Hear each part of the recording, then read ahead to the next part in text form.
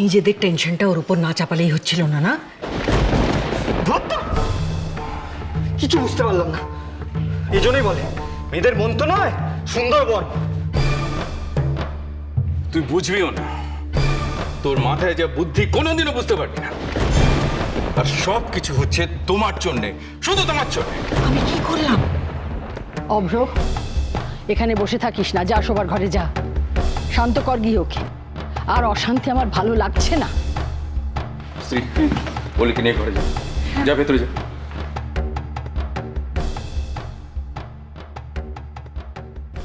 মনীষা, তোমাকেও বলি, ঝিলমিল তো ছেলে মানুষ, তুমি কোন আক্কেলে ওকে নিয়ে বেরোলে? আমার তো ওর কথা শুনে মনে হলো ও ঠিকই বলছে, তাই ওকে নিয়ে যেতে আমার। হয়ে গেছে তো, আবার কেন?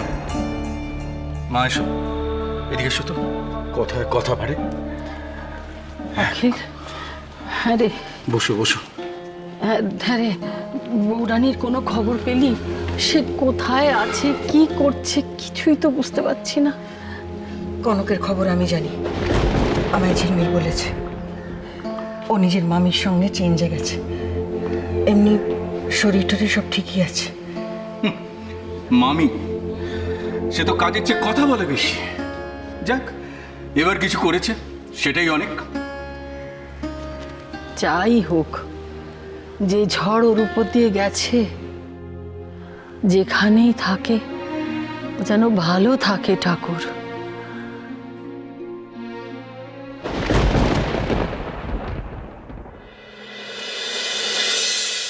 দেখি তো, আমার সোনা মেয়েটা এক্ষুনি ওষুধটা খেয়ে নিলে একদম ভালো হয়ে যাবে। কিছুতেই খাবো না।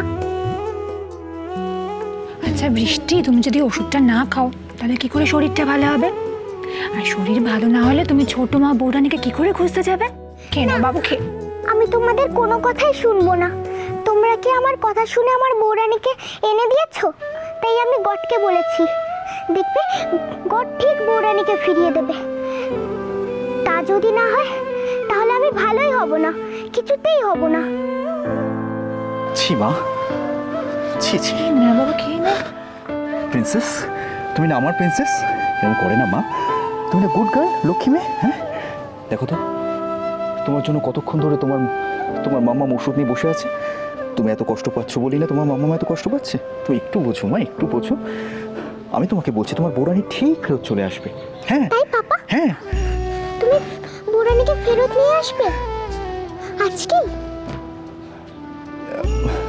মা মা তুমি ওষুধটা খেয়ে নাও, তোমার বৌরানী ঠিক ফেরত চলে আসবে। আমি বলছি তো তোমাকে। আসবে তো। হাঁ করো মা, হাঁ করো মা। ওষুধ খেয়ে নাও। এই গুড গার্ল। সোনা মেয়েটা। শুধু বৌরানী আর বৌরানী। এত জ্বর হচ্ছে, এত কাশি হচ্ছে। ডক্টর তো বললো এটা শরীরের থেকে নয়, এটার মনের অসুখ। এখন এই মেডিসিনও নিতে চাইছে না। জানি না কনককে কি ভালোবাসা দিয়েছে, কি জাদু করেছে। সত্যিশ্রী, আশ্চর্য মেয়ে কনক। আমি যত দেখছি ততই অবাক হয়ে যাচ্ছি। শান্ত ছোট্ট একটা মেয়ে, মেয়েটা যে এতদিন এ বাড়িতে আছে টেরও পাইনি। অথচ আজ দেখো মেয়েটা যে আজ এ বাড়িতে নেই সেটা কি ভীষণভাবে মালুম পাচ্ছি। কিন্তু পার্থ, আজ আমরা ওর জন্যই কিন্তু। শ্রী, কনক কিন্তু এ বাড়ির যোগ্য। সরি পার্থ, আমি তোমার এই কথাটা মানতে পারলাম না। দেখো পার্থ, বাড়ির যোগ্য হওয়াটাই কিন্তু সবকিছু নয়। এটা তোমার মনের কথা নয় শ্রী, তুমি খুব ভালো করে জানো যে কনক। আমি জানি, আমি সেটা মানিও, কিন্তু সাত্তকের ওয়াইফ হিসেবে ওকে জাস্ট মানা যায় না পার্থ। আর সাত্তকের জন্য ওরকম একটা মেয়েকে পছন্দ করে ছোট বৌদি ভুল ডিসিশন নিয়েছে, আর এটাতে কোনো ভুল নেই।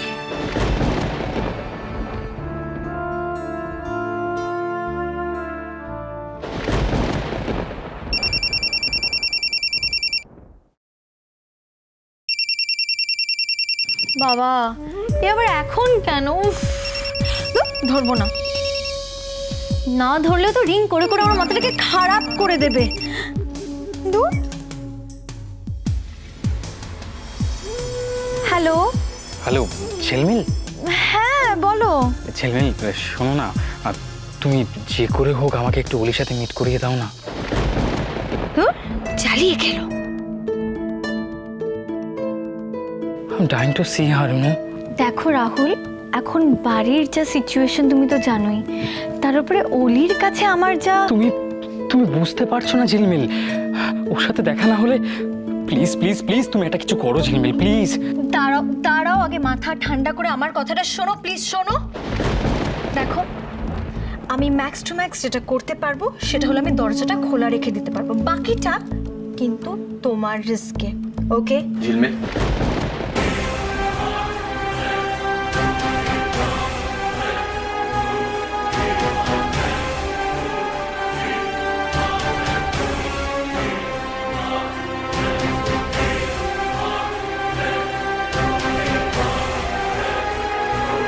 খুব টেম্পটেড হয়ে কারোর সাথে কথা বলছিলে মনে হলো।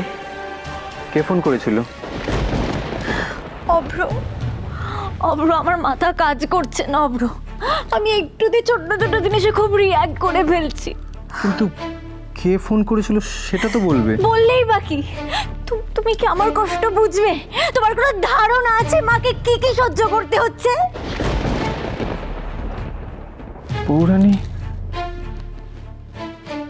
বৌরানী কি?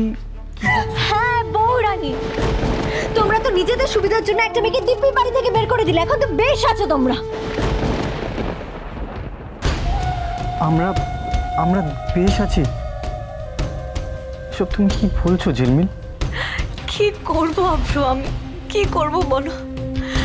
মা যা টেনশন করছে সেটা আমার ওপর তো একটা মেন্টাল প্রেশার ক্রিয়েট হচ্ছে, তাই না? ও বাড়িতে তো আর এবারের মতো বেরোলি লন আর গার্ডেন নেই অভ্র, আছে পিএনপিসির পাড়া। সেই পাড়ারই প্রতিবেশীদের থেকে বাঁচানোর জন্য মা কনকের কোথায় কোথায় ঘুরে বেড়াচ্ছে অভ্র। কি ঝিলমিল, তোমার কোনো ধারণা আছে হিসাবে কত খরচা হচ্ছে, ওদের সংসার কিভাবে চলছে? আচ্ছা ঠিক আছে, আমি বাবাকে বলে বৌরানীর নামে একটা চেক লিখে দেব। বাহ বাহ, ভেরি গুড, খুব সুন্দর। কেন?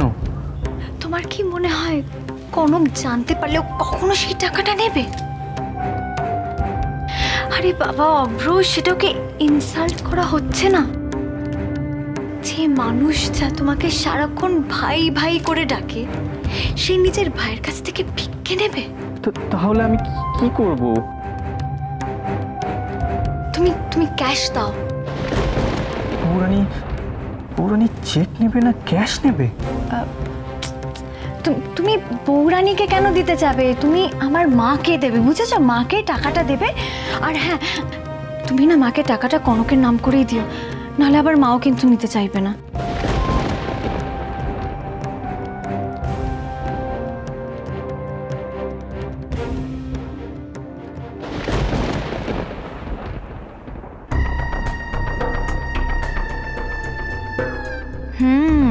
কনকের নাম শুনতেই গলে গেল।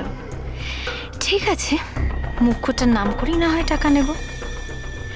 ওদিকে আরেক বিচারের তো পাত্তাই নেই, মিসেস ইন্দিরা চৌধুরী। যেখানেই থেকো সুখে থেকো, ভগবান তোমার মঙ্গল করুন।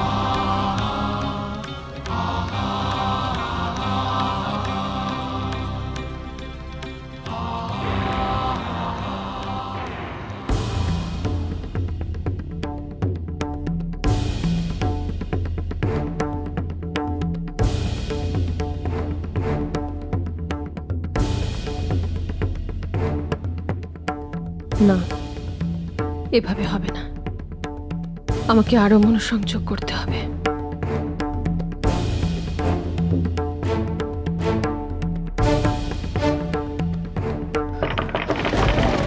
কে কে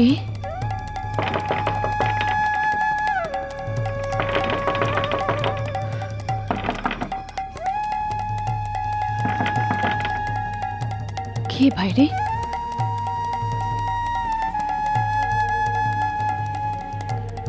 দরজা ধাক্কাচ্ছে অথচ কথা বলছে না কেন? ছোট মা, ছোট মা, ছোট মা দরজা খোলো। ছোট মা, সাত্তকী,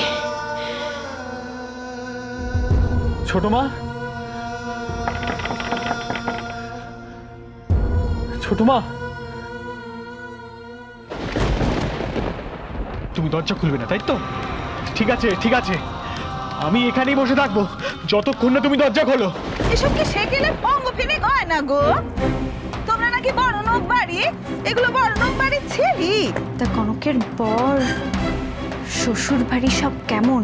দিনকালে গিয়ে ঠেকা বুড়ো বিয়ে করে কাজের নোক আনতে চাইছে বুঝলি?